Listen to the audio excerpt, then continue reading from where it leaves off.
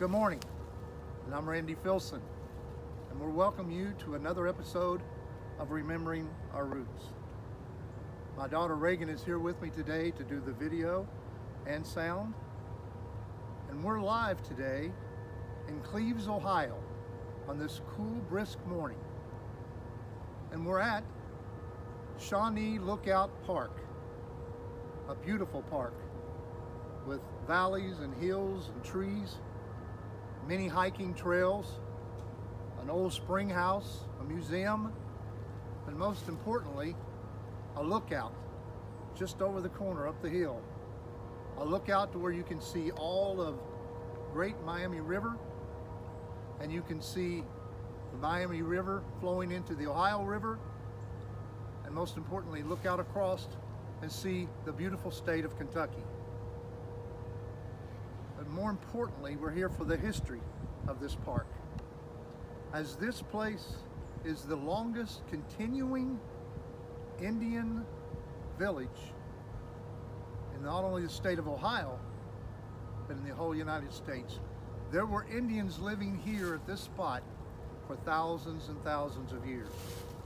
But today, we're going to be talking about the Shawnee Indians in the late 1700s, and specifically about my ancestor, John Filson.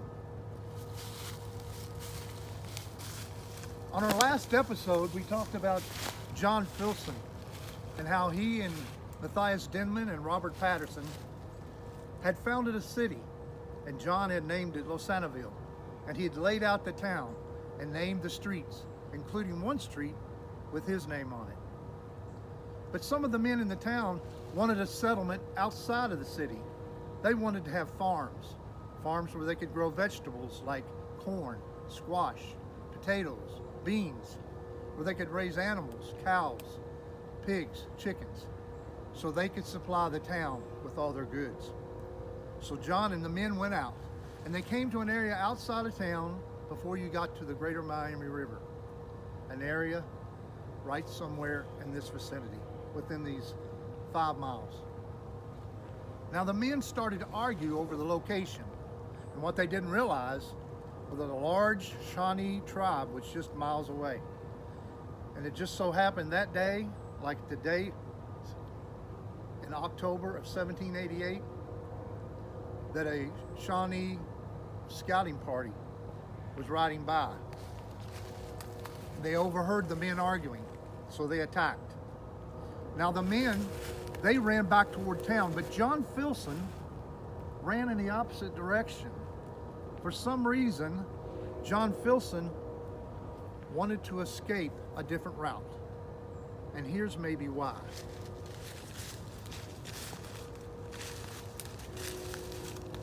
You see, John Filson had been attacked by Indians before. In fact, about 3 years prior, John Filson had been in the Illinois country, and he'd been there with George Rogers Clark, a friend. While John was there, he collected a lot of things, and he had 3 large trunks that he needed to get back to the Falls of Louisville. So he hired 3 men, gathered 2 canoes, and the 4 of them got in their canoes one cool spring morning and started rowing upriver on the Kentucky side. Within a few miles, they were attacked by Indians coming from the Illinois shores in their canoes. Filson ordered the men to paddle over to the shore to hide the trunks in the tall weeds and to stay and fight. But the Indians quickly were getting there too fast with their guns and their arrows. So John yelled, "Run for your lives!" Well, the men all ran in a westwardly position, while John Filson went off by himself toward the east. He ran as fast as he could, and when he saw that the Indians were getting out of their boats and canoes, he ran even faster. And when he saw that he was out of their sight, he dove down over into a ravine. He hid behind a big tree and some tall sugarcane and weeds. He laid on his stomach, quietly slowed his breathing, quietly, silently praying for God's protection. Well, he heard the Indians running by him, and he could hear that awful, terrifying screams. He laid still, Soon the Indians ran back, not noticing where he was. The next morning, as he slept none that night, he woke up at the crack of dawn. He went back to where the boats were, and they were gone. And two of his men lay dead and their heads scalped. The other one gone. John probably thought of that time when he ran off in a different direction that day. That day, more than likely, what happened, he ran as fast as he could, and it probably wasn't enough. He probably dove down into a ravine, maybe like one over there, hid behind some rocks and some bushes.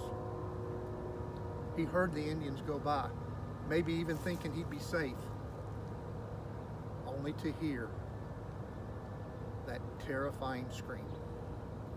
Now the men, well, they made it back to Losanaville safe. And for the next 3 days, they prayed and hoped that John Filson would return, but he didn't.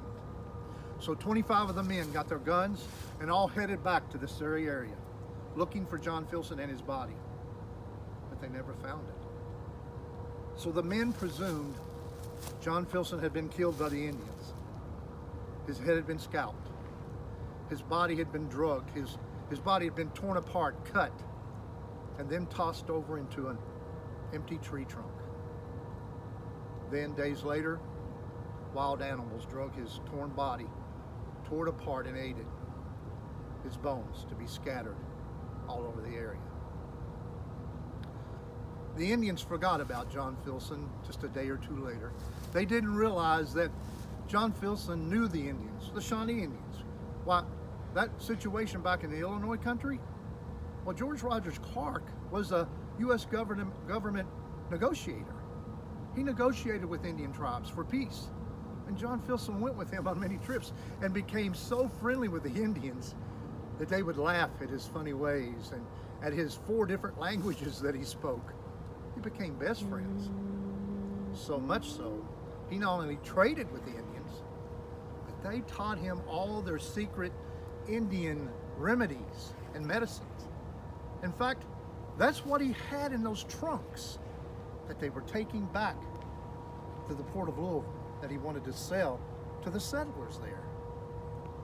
The Indians didn't know John Filson, or they would have known in his book, The Discovery, Settlement, and Present State of Kentucky.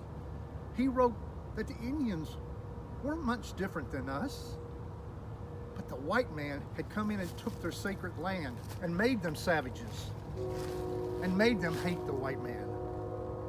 And that really only the color of their skin and their different religious culture made them different at all. Because like all human beings, they had a strong bond and love for family and for their sacred country, their sacred hunting ground.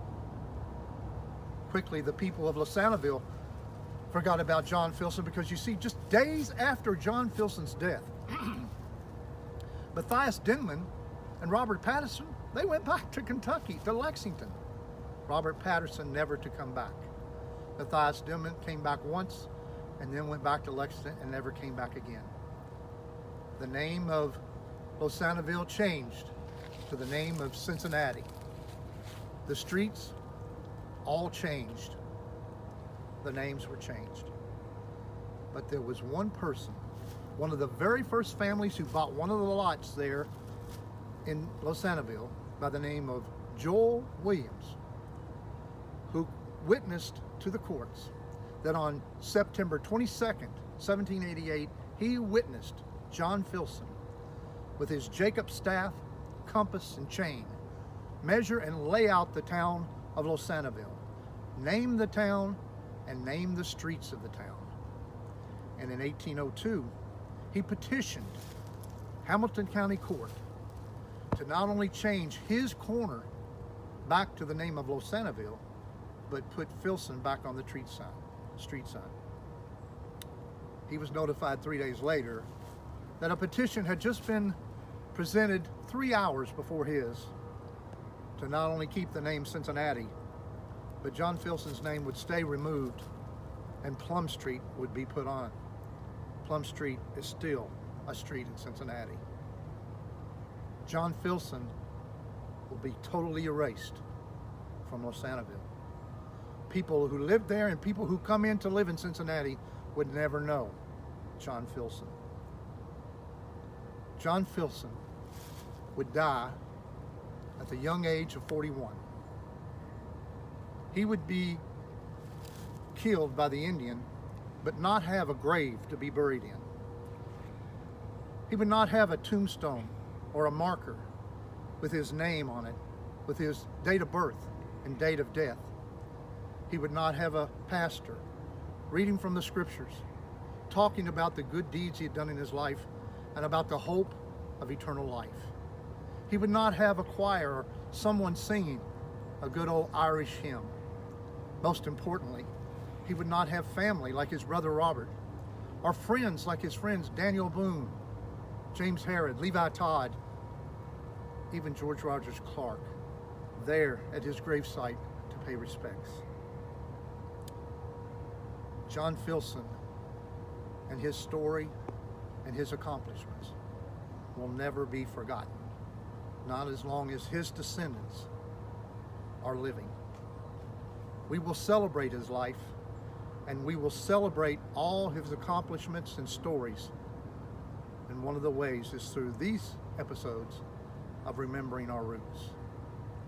We want to thank you all for joining us today here at Shawnee Lookout Park in Hamilton County, Ohio. We hope you'll join us again. We thank you for joining us on this very special memorial episode of Remembering Our Roots.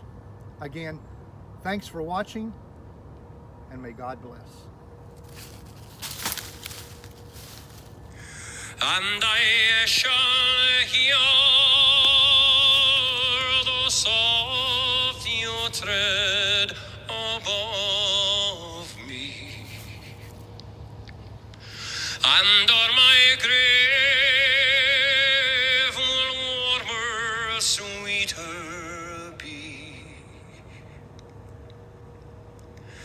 and ye shall bend and tell me that you love me, and I shall sleep in peace until you come to